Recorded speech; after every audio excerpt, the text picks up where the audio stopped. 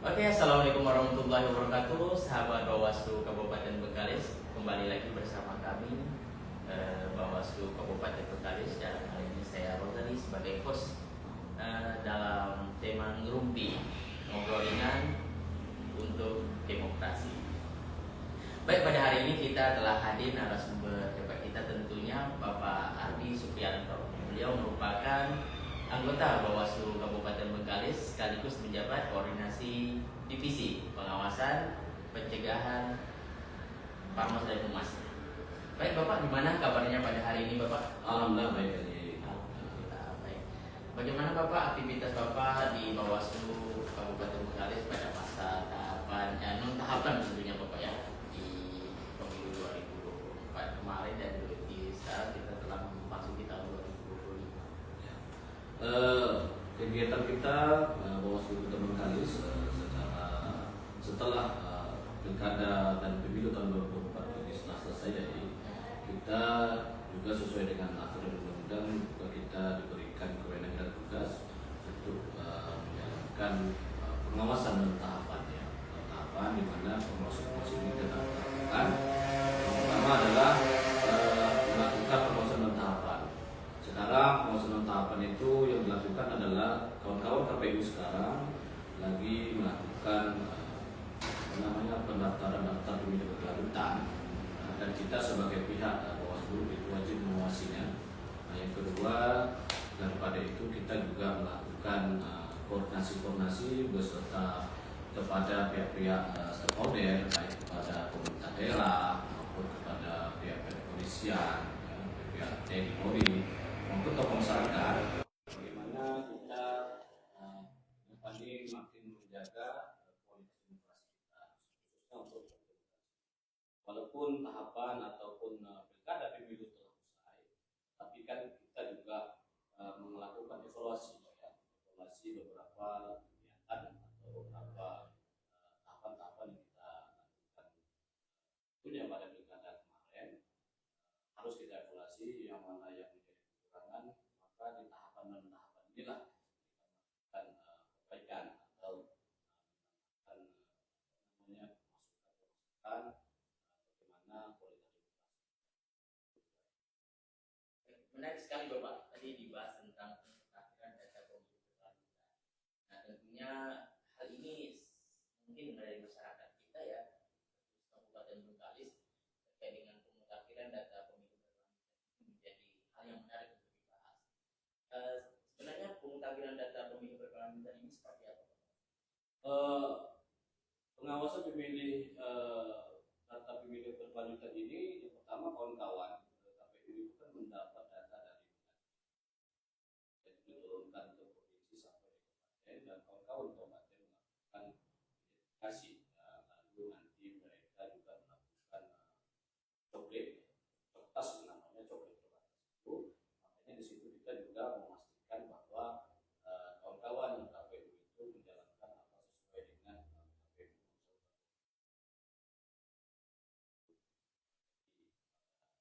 Dan kita surat tugas kita yaitu SD 29 tahun 2025. Dan kita mengawasi tahapan-tahapan PPDB. Jadi di dalam dalam pengawasan kita juga tidak menonton saja, tidak hanya terfokus dalam pengawasan secara langsung pada KPU, tetapi juga kita juga membuka layanan seperti aduan masyarakat, posko aduan masyarakat, baik pihak di kepada masyarakat untuk melaporkan apabila ada masyarakat atau keluarga yang memang tahun 2024 kemarin, dan pada tahun ini juga sudah masuk pada tahun dan kita berikan ataupun tahun kepada kawan-kawan KPU. Sekarang prosesnya begitu. Kalau kita lihat ini sangat menarik Bapak ya, berarti pemutakhiran data pemilih berkelanjutan seperti yang Bapak bahas. Sepertinya di masa tahapan kita kadang juga mendengar adanya coklit gitu. Berarti coklit tidak hanya dilakukan pada masa tahapan, tetapi juga dilakukan pada masa non tahapan, gitu ya Bapak ya. Bisa jadi ya. Oke baik Bapak. Kalau kita dengar Bapak di masa tahapan itu kan kadang ada yang dipilih begitu. Itu bagaimana menurut Bapak? Ini menarik kali. Memang sedikit poin pentingnya bahwa memang kita akui di dalam DPT, suatu DPT itu masih kita jumpai lah. Ya. Contohnya ada yang meninggal, mungkin ada terdata kembali, juga yang TNI Polri yang dulunya masyarakat biasa sekarang sudah menjadi TNI Polri yang dalam aturan mereka harus memberitahukan sehingga hak mungkin yang untuk sementara itu diapakan begitu kan. Jadi memang kita berdasarkan untuk yang namanya daftar pemilih yang meninggal dan ada masuk lagi, kita sudah berkoordinasi kepada dinas capil bahwa dinas mengatakan kalau seandainya memang ada surat permohonan atau surat keterangan kematian daripada yang bersangkutan, itu otomatis akan dieksekusi atau ditindaklanjuti. Kenapa sekarang terjadi menarik ya fenomena terjadi sekarang ya, kita pemilihan masih ada juga yang meninggal, masih ada namanya di DPT gitu ya. Kita konsultasi ya, kita konsultasi kepada KPU juga capil terkait gitu kan. Memang proses dan kendala kita adalah masyarakat tersebut ini atau keluarga ya, atau keluarga yang meninggal ini tidak mengurus akte kematiannya. Dan kita sebagai penyelenggara pemilu, baik KPU dan Bawaslu, tidak bisa menghapus atau mencoret begitu saja. Gitu. Karena memang ada dasar-dasar hukumnya, apa yang mendasari bahwa kita mencoret si Poland ini karena dengan ada surat kematian atau surat akte pemberitahuan sebagainya itu, maka itulah pemantau KPU akan mendiskusi. Saya yakin pemantau KPU akan mendiskusi apabila ada surat pernyataan atau ada surat keterangan dari pihak terkait.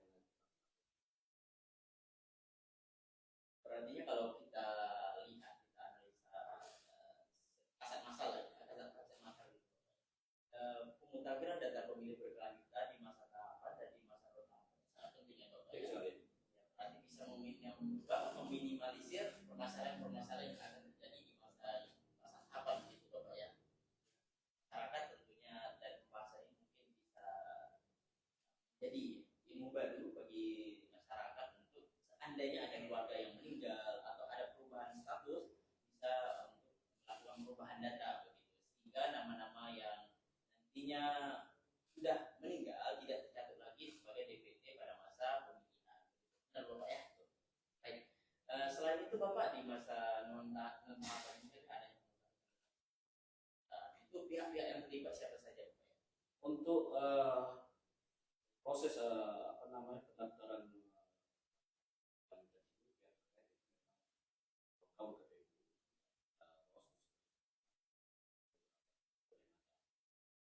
kawan KPU nanti juga akan turun ke lapangan atas namanya, mereka akan memastikan data-data yang akan turun kepada mereka. Dan nanti KPU untuk namanya timeline atau waktu kapan untuk mereka akan turun.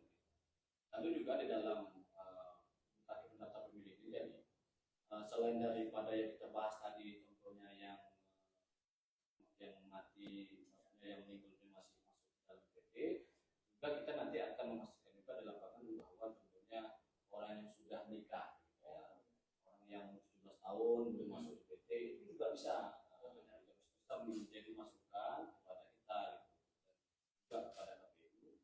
Sehingga inilah tahapan-tahapan ini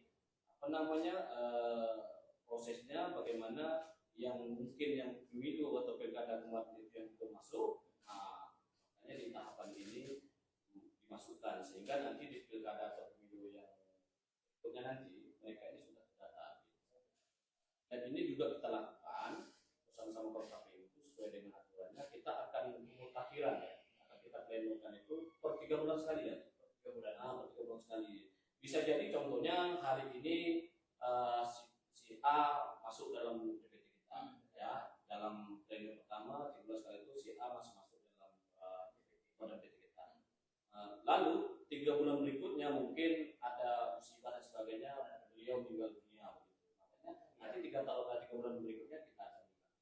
dengan syarat tadi, ya dengan syarat ada surat apa namanya akte kematian namanya.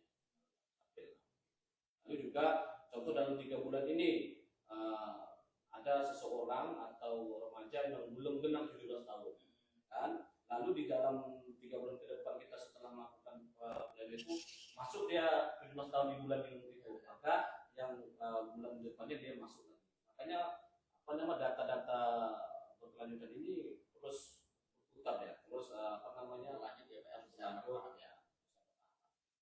Baik Bapak, menarik lagi Bapak kalau kita lihat dari pembahasan Bapak tadi itu yang sebelumnya berumur 16 tahun, kemudian pada masanya nanti akan berumur 17 tahun, sehingga yang berumur 17 tahun ini tentunya akan dimasukkan ke dalam DPT. Nah, kemarin itu kan berarti kalau umur 17 tahun ini kan udah masa remaja. Kalau kita lihat kalau di sekolah berarti SMA ya Bapak ya. SMA berarti itu udah bisa masuk ke 17 tahun ya Bapak ya. Nah, ini apa yang dilakukan Bawaslu Kabupaten Bengkalis untuk para remaja-remaja yang sebelumnya berumur 16 tahun, kemudian beranjak ke umur 17 tahun untuk penguatan mengenal lebih dalam terhadap pemilu. Ini menarik ya, juga apa namanya Bawaslu ini selain daripada kerja kita sebagai pengawas pemilu di masa tahapan pemilu, juga setelah tahapan pemilu, makanya kita bekerja apa nama seperti 6 tahapan. 6 tahapan ini salah satunya adalah kita memberikan atau edukasi atau pelajaran kepada namanya pemilih pemula, kalau bahasa pemilih pemula itu, dan kita sudah lakukan itu. Bawaslu Bengkalis sudah melakukan sosialisasi ya, pemilih pemula itu kepada SMA. Kawan-kawan Bawaslu sudah turun di SMA yang ada di Kabupaten Bengkalis. Untuk saat ini memang kita masih di dalam Pulau Bengkalis, karena kalau tadi Kabupaten Bengkalis ini kan ada beberapa pulau, ya. Ada Pulau Bengkalis, ada Pulau Sumatera, ada juga Pulau Bupan. Untuk saat ini kita masih terfokus di Pulau Bengkalis, dan nanti kita juga akan melakukan sosialisasi ini ke SMA di Pulau Sumatera, yaitu di Kota Duri, lalu nanti kita lakukan di Pulau Bupan.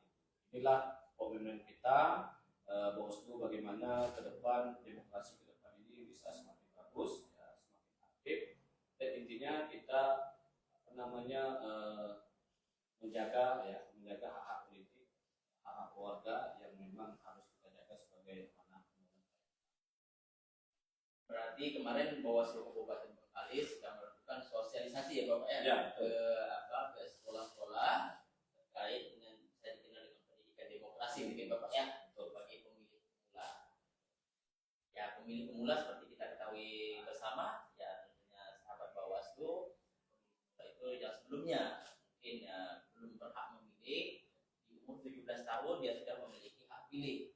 Oke, nanti tentunya teman-teman yang sudah masuk umur 17 tahun dia memiliki hak untuk memilih, kemudian juga harus dimasukkan di dalam DPT tentunya Bapak ya. Jadi kalau misalnya begini Bapak, teman-teman kita yang misalnya pada saat ya kan udah umur 17 tahun ini, ternyata pada masa pemilu yang akan datang, kita berarti 2029 Bapak ya, 2029 ya, pemilu yang akan datang itu ternyata pada masa tahapan ternyata beliau nggak termasuk ke dalam DPT begitu Bapak. Bagaimana itu Pak prosesnya? Ya, sekarang kan proses kita kan bagaimana umur-umur yang 16 tahun sesuai DPT kemarin. Kita kan berpacuan kepada DPT terakhir ya, ada dalam 2024. Kita melihat ada mungkin yang masih berumur. Data kita ini kan ada yang data yang DPT, ada yang data dan masih kita 16 tahun. 16 tahun ini termasuk data kita melihat untuk 1 tahun ke depan atau nanti pemilu yang akan datang di apa nih sudah masuk di dalam pada DPT. Itu salah satu kita memastikan bahwa memang yang bersangkutan ini masuk di dalam DPT. Makanya per 3 bulan tadi kita lihat. Nah, makanya ke dalam hal ini KPU, Bawaslu dan Capil itu berkoordinasi. Karena kan bagian kependudukan ini kan dinas Capil ya. Kita berkoordinasi baik mengenai tentang jumlah penduduk yang pindah dari kabupaten lain ke kabupaten kita, atau yang dari kabupaten kita pindah di kabupaten lain. Koordinasi juga mengenai tentang umur yang 16 tahun ini akan beranjak ke 17 tahun. Makanya dengan tahapan-tahapan sekarang ini kita memastikan bahwa yang umur yang 16 tahun ini, yang kemungkinan yang nanti di pilkada itu ya ataupun di 2029 itu akan mendapat hak pilihnya. Jadi kita sekarang ini mendata itu, makanya dengan apa namanya dengan ada himbauan atau sosialisasi dari kita, baik dari KPU, lalu himbauan posko pemilih untuk kita, gitu ya. Makanya kita berharap kepada masyarakat untuk memberikan informasi ya, informasi atau data begitu. Setidaknya mereka dari mereka dulu ikut aktif ya, menyuarakan atau mendapatkan hak mereka. Walaupun nanti kita pasti akan melakukan copet-copet di rumah. Ya, kalau kita lihat lagi Pak, makin menarik ini Bapak. Makin menarik ya. Karena kalau kita lihat tadi ada bahasanya, tadi saya dengar pengaduan masyarakat. Posko pengaduan masyarakat. Ini poskonya beradanya di mana? Kemudian apa yang harus dilakukan masyarakat? Tentunya sahabat Bawaslu yang ada di Kabupaten Bengkalis, apakah bisa melakukan pengaduan masyarakat ke tempat pengaduan atau bagaimana begitu Bapak? Ini sangat menarik sekali ya, karena kita juga selain kita turun ke lapangan mengawasi secara langsung, juga kita melakukan pengawasan atau menerima aduan atau laporan dari masyarakat melalui media sosial. Kan kita untuk sekretariat pengaduan itu ada langsung di kantor kita di jalan antara Bawaslu kantor Bawaslu Bengkalis, dan juga bisa melewati website kita ya, baik di Instagram yang sekarang lagi live itu, baik di Facebook maupun nanti ada call centernya begitu. Di dalam itu sudah ada call center. Intinya kita 24 jam siap untuk menerima masukan itu, sehingga nanti di saat kita memberikan hasil pengawasan kita atau di saat nanti pleno kita sekarang kan periode pertama sudah pleno kan, di tanggal 3 Juli kemarin, nanti kita 3 bulan ke depan kita juga akan pleno bersama kawan-kawan KPU. Kita akan berikan data yang tersebut dengan syarat Bapak Ibu semua masyarakat Kabupaten Bengkalis memberikan data yang lengkap. Setidaknya dia ada namanya ya kan, nama dan nik. Kalau insya Allah kita kan memang diamanatkan oleh negara dalam hal ini untuk mendapatkan data itu, maka kami yakin itu data yang aman. Jangan takut lah, karena kita diamanatkan oleh negara kan. Karena syaratnya kita memberi masukan atau memberikan tanggapan, atau kita meminta kepada kawan-kawan KPU untuk memasukkan beberapa orang atau ada seorang yang belum masuk tetapi dalam arti kata secara administrasinya sudah masuk gitu, kita memang harus memerlukan jelas nama ya, nama itu, identitas yang lengkap, nik dan sebagainya gitu. Sehingga karena kan kalau nama ini bisa sama-sama ya, benar, namanya si A bisa sama dengan si A, tapi kan niknya kan pasti beda. Makanya kita minta data lengkap sehingga kita bisa memberikan data-data tersebut secara lengkap. Gitu. Berarti memang ini juga menjadi menjadi fokus pengawasan Bawaslu kan. Ini sangat penting sebenarnya Bapak, sangat penting ya, karena menyangkut data, kemudian ini yang menjadi patokan untuk dimasukkan ke dalam daftar pemilih tetap. Jadi untuk sahabat Bawaslu, seandainya misalnya ada data kemungkinan pada masa pemilihan ada kealpan atau namanya mungkin tidak termasuk ke dalam DPT, sahabat Bawaslu bisa melaporkan atau melakukan pengaduan kepada Bawaslu Kabupaten Bengkalis, baik itu melalui Instagram, hotline ataupun Twitter, bisa Facebook, juga bisa email Bawaslu Kabupaten Bengkalis. Sehingga ini akan menjadikan dasar untuk Bawaslu pada saat rapat pleno untuk dimasukkan ke DPT begitu ya Bapak ya. Bahkan ini menjadi dasar juga gitu untuk diajukan kepada KPU agar nama-nama yang sebelumnya tidak terdata kemudian memang memenuhi sebagai pemilih untuk dimasukkan ke dalam DPT. Betul ya Bapak ya. Betul. Sangat penting ya Bapak ternyata data pemilih tetap ini Bapak ya, terkait dengan pemutakhiran data pemilih berkelanjutan. Mungkin Bapak ada pembahasan lain mungkin dari Bapak yang perlu menjadi fokus pengawasan di masa tahapan. Jadi tadi kan selain pada kita melakukan tahapan kita di dalam Bawaslu ini juga melakukan evaluasi, evaluasi apa namanya tahapan-tahapan yang telah kita lalui.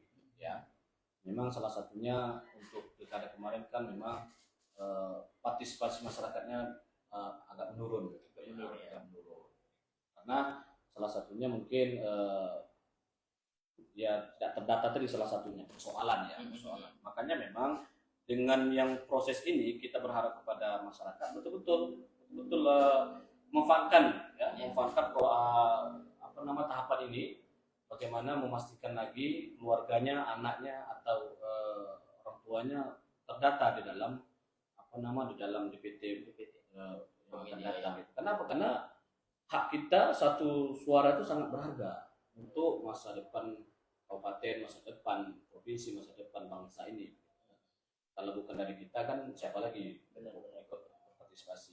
Yang jelas kita sampai saat ini tetap berkomitmen dan tetap bekerja keras mendapatkan informasi-informasi. Selain daripada kita apa namanya informasi kepada media, kita juga bekerja sama juga kita sampaikan kepada juga kawan-kawan mahasiswa begitu untuk menyampaikan kepada masyarakat. Mungkin itu dari.